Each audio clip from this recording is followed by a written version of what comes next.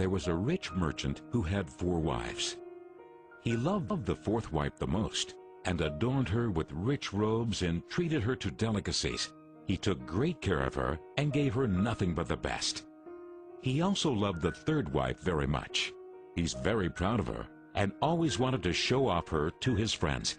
However, the merchant is always in great fear that she might run away with some other man. He too loved his 2nd wife. She is a very considerate person, always patient, and in fact is the merchant's confidant. Whenever the merchant faced some problems, he always turned to his 2nd wife, and she would always help him out and tide him through difficult times. Now the merchant's 1st wife is a very loyal partner and has made great contributions in maintaining his wealth and business, as well as taking care of the household. However, the merchant did not love the 1st wife, and although she loved him deeply, he hardly took notice of her. One day, the merchant fell ill. Before long, he knew that he was going to die soon. He thought of his luxurious life and told himself, "Now I have 4 wives with me, but when I die, I'll be alone. How lonely I'll be." Thus, he asked the 4th wife, "I love you most, endowed you with the finest clothing, and showered great care over you. Now that I'm dying, will you follow me and keep me company?" "No way," replied the 4th wife, and she walked away without another word. The answer cut like a sharp knife right into the merchant's heart. The sad merchant then asked the 3rd wife, "I have loved you so much for all of my life. Now that I'm dying, will you follow me and keep me company?"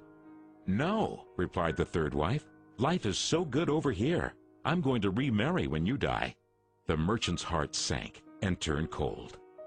He then asked the 2nd wife, "I always turn to you for help, and you've always helped me out. Now I need your help again.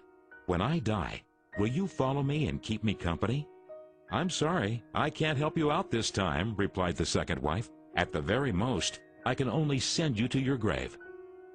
The answer came like a bolt of thunder, and the merchant was devastated. Then a voice called out, "I'll leave with you. I'll follow you no matter where you go." The merchant looked up, and there was his 1st wife.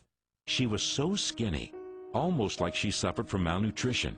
Greatly grieved, the merchant said, "I should have taken much better care of you while I could have." Actually, we all have 4 wives in our lives. The 4th wife is our body.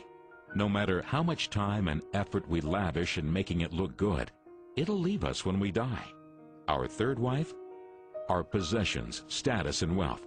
When we die, they all go to others. The 2nd wife is our family and friends. No matter how close they had been there for us when we're alive, the furthest they can stay by us is up to the grave. The 1st wife is in fact our soul, often neglected in our pursuit of material, wealth, and sensual pleasure. Guess what? It is actually the only thing that follows us wherever we go. Perhaps it's a good idea to cultivate and strengthen it now, rather than to wait until we're on our deathbed to lament.